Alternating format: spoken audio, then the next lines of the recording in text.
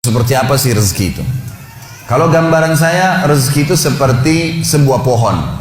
Pohon ini teman-teman sekalian ada buah yang berjatuhan dan ada buah yang bergelantungan. Buah yang berjatuhan dan bergelantungan, siapa saja boleh mengambilnya. Beriman atau kafir, semua bisa dapat.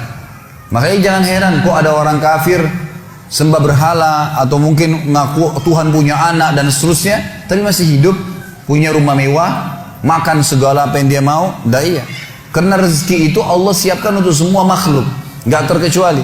Kalau orang kafir tiba-tiba Allah nggak kasih rezeki, maka nggak ada orang kafir nantinya. Emang Allah SWT menciptakan ya, semua itu untuk menguji mereka, melihat mereka mau menggunakan nggak potensi-potensi dalam diri mereka untuk beriman kepada Allah Subhanahu Wa Taala. Buah yang berjatuhan teman-teman sekalian, semua orang berusaha tidak berusaha akan dapat itu. Seperti misal, segelas air ini. Saya nggak pernah minta sama teman-teman panitia untuk disiapin, tapi disiapin buat saya. Kapan saya ambil pipetnya, kemudian saya lubangin, saya minum, maka ini jadi rezeki saya, ini namanya rezeki mutlak. Kalau bahasa saya, rezeki mutlak. Ini saya tulis di tulisan saya, buah yang berjatuhan namanya rezeki mutlak. Buah yang bergelantungan namanya rezeki ikhtiar. Ini hanya untuk mudah difahamin saja ya. Ini konsep yang saya tulis sendiri sebenarnya untuk memahaminya. Rezeki yang berjatuhan namanya mutlak. Seseorang akan datang padanya. Kita lagi duduk tiba-tiba tetangga antarin makanan. Lagi jalan sama teman tiba-tiba ditraktir, gitu kan? Atau mungkin orang tua kita setengah mati banting tulang tiba-tiba beliau meninggal lalu kemudian kita dapat warisan. Namanya mutlak. Kalau ini teman-teman sekalian kita mau nggak mau akan datang kepada kita. Dan ini masuk dalam makna hadis Nabi SAW yang berbunyi, tidak ada jiwa meninggal dunia kecuali akan dilengkapkan seluruh rezekinya. Ini maknanya. Karena ada hadis yang berbunyi begitu ya. Tidak ada jiwa yang meninggal dunia kecuali seluruh rezekinya akan diberikan kepadanya. Yang dimaksud adalah rezeki yang berjatuhan tadi. Juga ada hadis yang lain kata Nabi SAW, kalau seseorang lari dari rezekinya, seperti dia lari dari kematian, maka rezekinya akan mendatanginya sebagaimana mati mendatanginya. Ini namanya rezeki mutlak. Mau nggak mau datang kepada antum. Jadi kan, pasti datang. Ini kafir atau beriman. Tinggal yang kedua teman-teman, rezeki ikhtiar. Rezeki yang ada, buah tadi yang ada di atas pohon. Untuk mengambilnya kita butuh tangga. Kita butuh tangga, fasilitasnya. Fasilitas ini teman-teman sekalian, tangga ini adalah ilmu.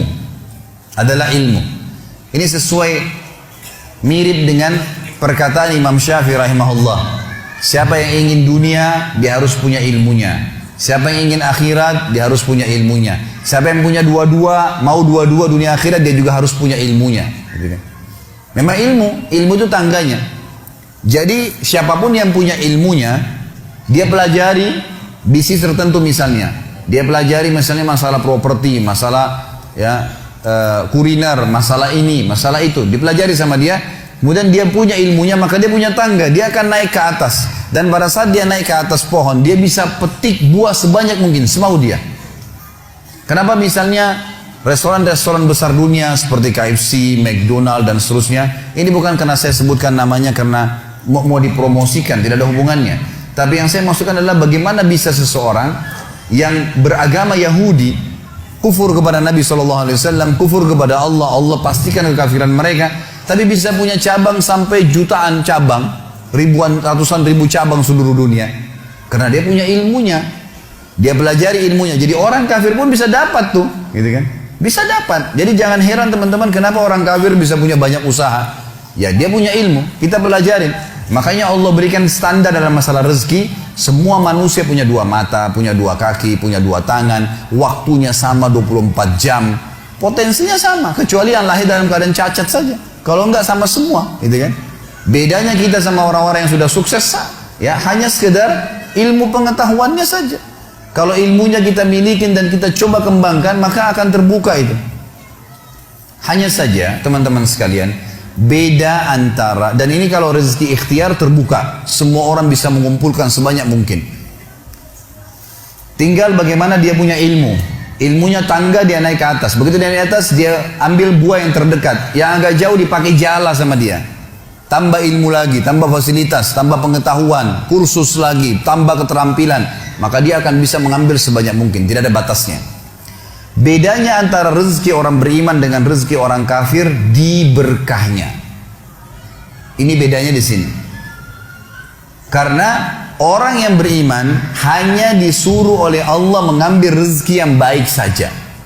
Bahasa agamanya halal. Halal itu maksudnya yang dibolehkan oleh Allah dan ikut dengan thayyib, berkualitas.